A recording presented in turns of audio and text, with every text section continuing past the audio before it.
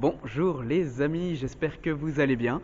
Voilà, c'est la quatrième et dernière vidéo bonus consacrée à une réflexion sur les étapes de la messe. On a vu la première étape, la liturgie de l'accueil, la deuxième étape, la liturgie de la parole, troisième étape, la liturgie de l'Eucharistie, et maintenant c'est le temps de l'envoi. Vous voyez, l'envoi, c'est le moment où les portes de l'église s'ouvrent. Bon, alors là, c'est fermé parce que c'est le confinement, mais en tout cas, les portes de l'église s'ouvrent et là, tous les chrétiens sortent de l'église après avoir répondu à cette parole que vous connaissez. Allez dans la paix du Christ, nous rendons grâce à Dieu.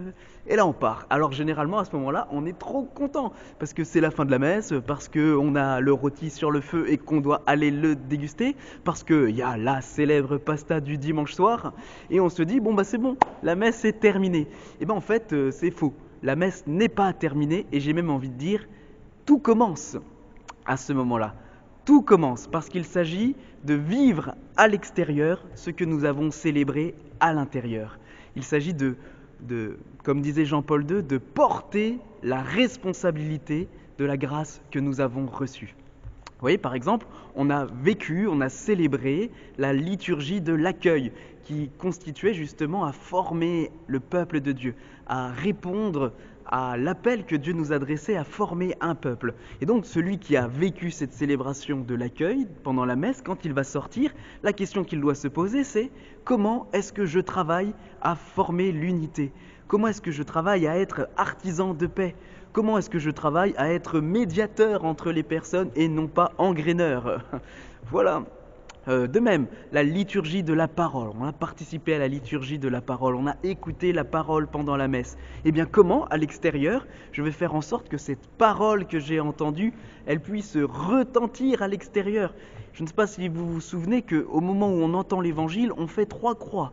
Une sur le front, pour que le Seigneur vienne éclairer notre intelligence, une sur notre cœur, pour que notre cœur soit touché, et une sur nos lèvres, précisément pour que nos lèvres soient ouvertes et que cette parole de Dieu puisse retentir à l'extérieur.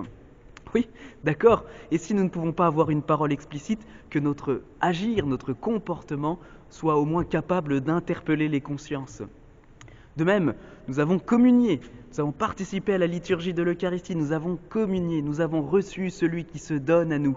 Eh bien, comment est-ce qu'à l'extérieur, nous allons nous-mêmes nous donner comme le Christ s'est donné ?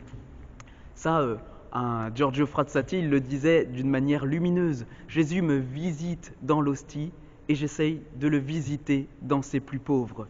Eh bien, comment cette Eucharistie va faire grandir en nous le désir de nous donner, le désir d'aimer. Donc, l'envoi, c'est un moment hyper important pendant l'Eucharistie. C'est précisément ce moment où nous portons, comme je le redis, nous portons cette responsabilité de la grâce que nous avons reçue.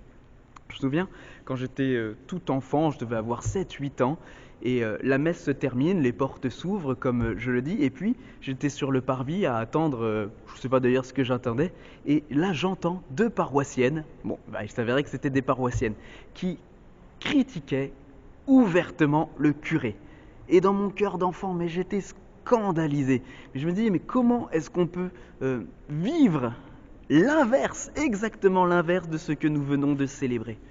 Mes amis, ça il faut vraiment qu'on se le dise. Si nous participons à l'Eucharistie, il ne faut pas s'approcher par habitude de l'Eucharistie. Si nous participons à l'Eucharistie, doit en même temps grandir en nous le désir de la conversion. Parce que sinon, on n'a rien compris. Voilà les amis, que les portes s'ouvrent pour que nous puissions témoigner de ce que nous vivons dans cette Eucharistie. Allez, salut les amis!